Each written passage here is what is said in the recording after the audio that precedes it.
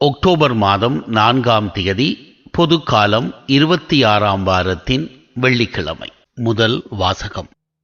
இறைவாக்கினர் யோபு புத்தகத்திலிருந்து வாசகம். அதிகாரம் 38 இறைவசனம் 1 மற்றும் அதிகாரம் 12 இறைவசனம் 21 மற்றும் அதிகாரம் 40 இறைவசனங்கள் 3 முதல் 4 முடிய. ஆண்டவர் சூறாவளியில் நின்று யோபுக்கு அருளிய பதில். உன் வாழ்நாளில் காலைப்பொழுதுக்கு கட்டளையிட்டதுண்டா? வைகரையை தன் இடமறிய வைத்ததுண்டா? இவ்வாறு அது வையக விளிம்பை தொட்டு இழுத்து பொல்லாதவரை அதன் உள்ளிருந்து உதறித்தள்ளுமே. முத்திரையால் களிமண் உரிப்பொருவது போல மண்ணகம் வண்ணம் ஏற்றிய ஆடையாயிற்று. அப்போது கொடியவரிடமிருந்து ஒளி பறிக்கப்படும், அடிக்க ஓங்கிய கை முறிக்கப்படும். கடலின் ஊற்றுவரை நீ போனதுண்டா? ஆழியின் அடியில் நீ உலவினதுண்டோ? சாவின் வாயில்கள் உனக்கு காட்டப்பட்டனவோ? இருள் உலகின் கதவுகளை கண்டதுண்டோ நீ? அவனியின் பரப்பை நீ ஆய்ந்து அறிந்ததுண்டா?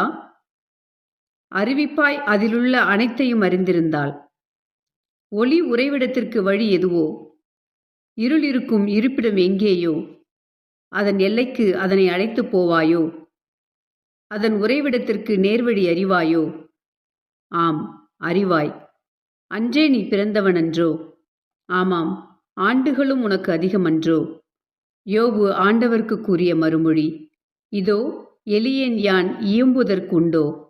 என் வாயை கையால் பொத்திக் கொள்வேன். ஒருமுறை பேசினேன், மறுமுறை உரையேன். மீண்டும் பேசினேன், இனி பேசவே மாட்டேன். ஆண்டவரின் அருள்வாக்கு. இறைவா, உமக்கு நன்றி. நற்செய்தி வாசகம். என்னை புறக்கணிப்பவர் என்னை அனுப்பினவரையே புறக்கணிக்கிறார். லூக்கா எழுதிய தூய நற்செய்தியிலிருந்து வாசகம். அதிகாரம் 10 வசனங்கள் 13 16 வரை. அக்காலத்தில் இயேசு கூறியது, கொராசின் நகரே, ஐயோ உனக்கு கேடு! பெத்சாயா நகரே, ஐயோ உனக்கு கேடு! ஏனெனில் உங்களிடையே செய்யப்பட்ட வல்ல செயல்கள் தீர் சீதோன் நகரங்களில் செய்யப்பட்டிருந்தால் அங்குள்ள மக்கள் முன்பே சாக்கு உடை உடுத்தி சாம்பலில் உட்கார்ந்து மனம் மாறியிருப்பர். எனினும் தீர்ப்பு நாளில் தீருக்கும் சீதோனுக்கும் கிடைக்கும் தண்டனையை விட உங்களுக்கு கிடைக்கும் தண்டனை கடினமாகவே இருக்கும். கப்பர்நாகூமே, நீ வானலாவ உயர்த்தப்படுவாயோ? இல்லை, பாதாளம் வரை தாழ்த்தப்படுவாய். உங்களுக்கு செவி சாய்ப்பவர் எனக்கு செவி சாய்க்கிறார். உங்களை புறக்கணிப்பவர் என்னை புறக்கணிக்கிறார். என்னை புறக்கணிப்பவர் என்னை அனுப்பினவரையே புறக்கணிக்கிறார். இது ஆண்டவரின் அருள்வாக்கு. கிறிஸ்துவே, உமக்கு புகழ். அன்புக்குரியவர்களே, கப்ரியேல் மார்சல் என்பவர் ஒரு பிரெஞ்சு தத்துவியலாளர். அவர் வாழ்வில் நாம் சந்திக்கும் துன்பங்களை ப்ராப்ளம்ஸ் மற்றும் மிஸ்டரி என்று இரண்டாக பிரிக்கின்றார். தமிழில் பிரச்சனை வகை துன்பங்கள், மறைபொருள் வகை துன்பங்கள் என்று சொல்லலாம்.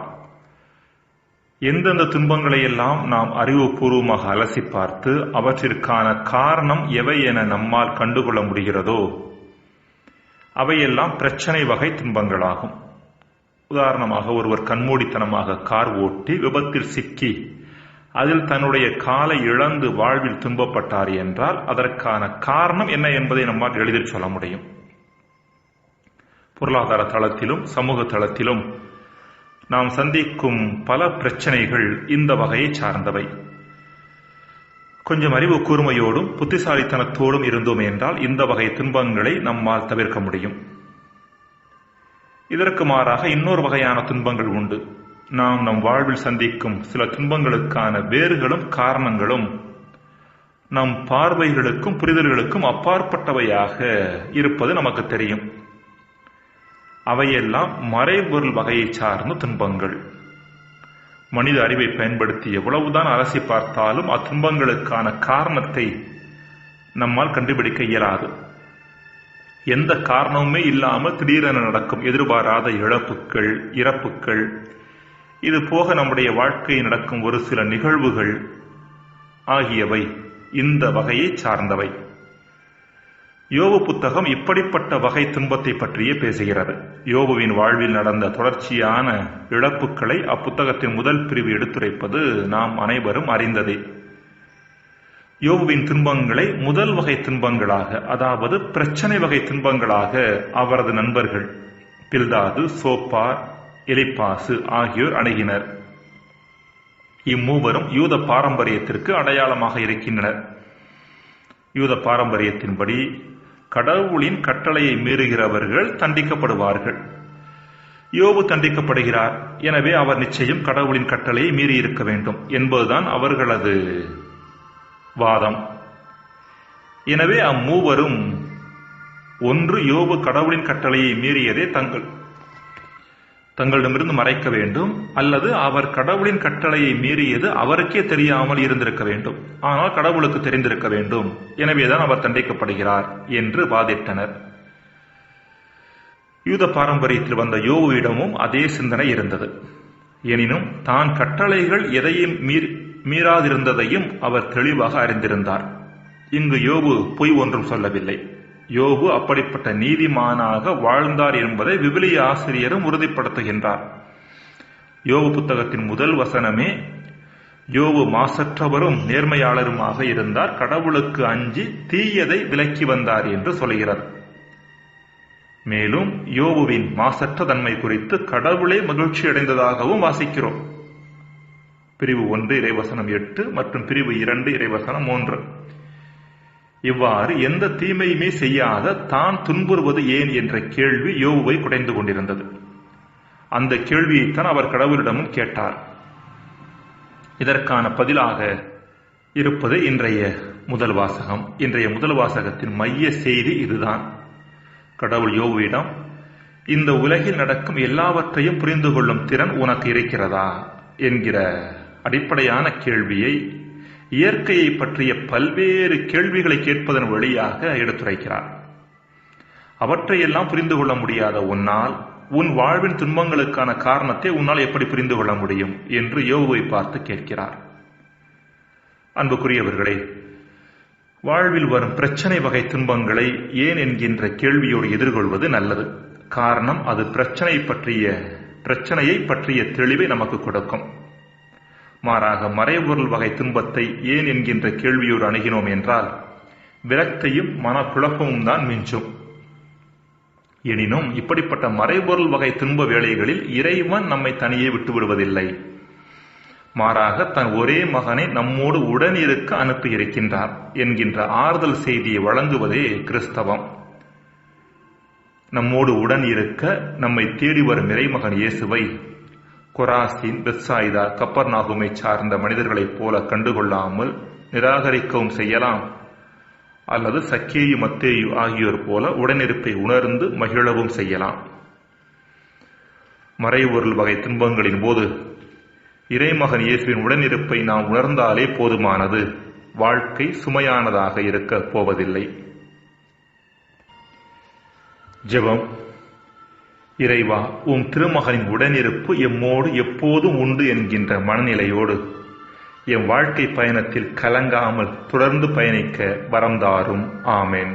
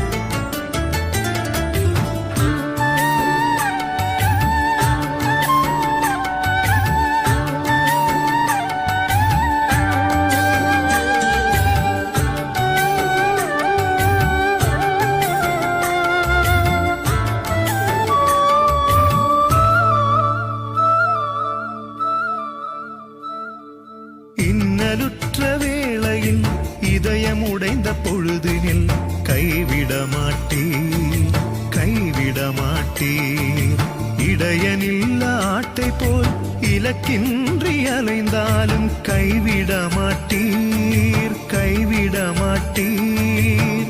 இரக்கம் மறந்தும்மை நான் உதறிச் சென்றாலும் கைவிட மாட்டீர், கைவிட மாட்டீர். இரவாயிறைவன் உன் இதய நிழலில் வாழுவேன், இதமாயுன் கரத்தை இறுக பற்றிக் கொள்ளுவேன், இதமாயுன் கரத்தை இறுக பற்றிக் கொள்ளுவேன். ஆண்டவரே, ஆண்டவரே, ஆண்டவரே, என் ஆண்டவரே, ஆண்டவரே, என் ஆண்டவரே, நீர் என்னை கைவிட மாட்டீர், நீர் என்னை கைவிட மாட்டீர்.